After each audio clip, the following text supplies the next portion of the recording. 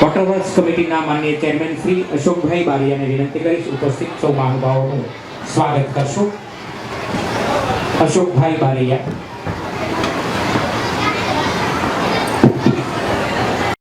થાપનાથ મહાદેવે સંભળાવવું જોઈએ. દાદાનો શ્રાવણ મહિને ગયો છે. બોલો થાપનાથ મહાદેવની.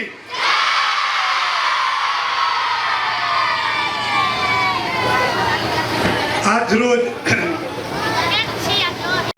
પૂર્વ કેબિનેટ મંત્રી એવા આપણા લોકલાડીલા જીતુભાઈ વાઘાણી સાહેબનો જ્યારે જન્મદિવસ નિમિત્તે દર વર્ષની જેમ અલગ અલગ આપણે વોર્ડમાં કાર્યક્રમ કરતા આવતા હોય છે. જ્યારે આજે આપણે બંને શાળા સરકારી શાળાના વિદ્યાર્થીઓને ઇનામ વિતરણ મોમેન્ટો આપીને સન્માન કરવાના છે. ત્યારે આપણા મહેમાનો આપણા ભાવનગરના mayor Shri Bharatbhai Barad, deputy mayor Monaben, આપણા શિક્ષણના ચેરમેન ભાઈ નિકુંજભાઈ, તેમજ આપણા મહેમાન રણદીપભાઈ ગાલા, તેમજ આપણા જ્યારે વલભીપુરથી આવે છે રાઠોડભાઈ અને મહેશભાઈ, પૂર્વ મહામંત્રી મહેશભાઈ, તેમજ અમારા વોર્ડના નવનિયુક્ત એવા પ્રમુખ એવા જગદીશસિંહ, યુવરાજસિંહ, ભાવેશભાઈ, મંચ ઉપર મહાનુભાવો. જ્યારે જીતુભાઈનો જન્મદિવસ હોય તેના પપ્પાની પૂર્ણતિથિ હોય, લોકોની વચ્ચે રહી ઉજવતા આવતા હોય. જ્યારે અમુક જ્યારે 35-40 વર્ષની પહેલાની પાર્ટીઓ હતી એ પોતાની ફેમિલી સાથે પોતાની મોટી મોટી હોટલોમાં જન્મદિવસ ઉજવતા હોય, ત્યારે આપણા એક એવા ધારાસભ્ય છે સવારથી સાંજ સુધી હજી લોકોની વચ્ચે લોકોના કાર્યક્રમમાં જ છે. આજે તમે જોયું છે 2000 બાળકો. આવો નરેશભાઈ, આવો મામા. સેવાકી પ્રવૃત્તિ તમે પપ્પા મેડિકલ કેમ્પ અલગ અલગ વિસ્તારમાં કરતા આવતા હોય.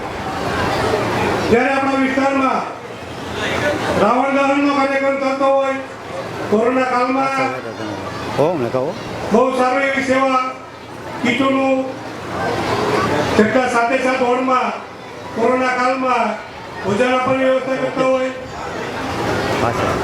સતત વિકાસના કામ તમે જોઈ રહ્યા હોય.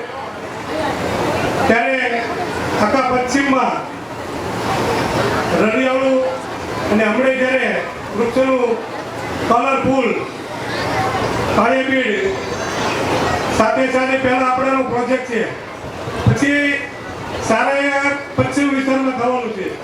જીતુભાઈ એમ કીધું કે 4 લાઈન રોડ હોય એવા તમે શોધી મને આપો અને આપણા પશ્ચિમમાં બધે કલરફુલ કરવાનું છે. એટલે બહુ જાજુ ન કહેતા સાહેબ, આપણા બાળકોને આપણે તડકાના નથી બોલે, આપણે એને છે ને 4:30 આપણે ઉતાર્યા છે. એટલે એ કાંઈ ચિંતા ન કરતા સૌને ન્યાય મળે. મને અલગ અલગ સંસ્થાઓને બધાને લાગણી છે તમારું સન્માન કરવાનું હોય એટલે આપણે 4:30 બોલાવ્યા છે. આ સાથે મારી અવાજની વિનંતી આપું છું જે પાછળ ઊભા છે.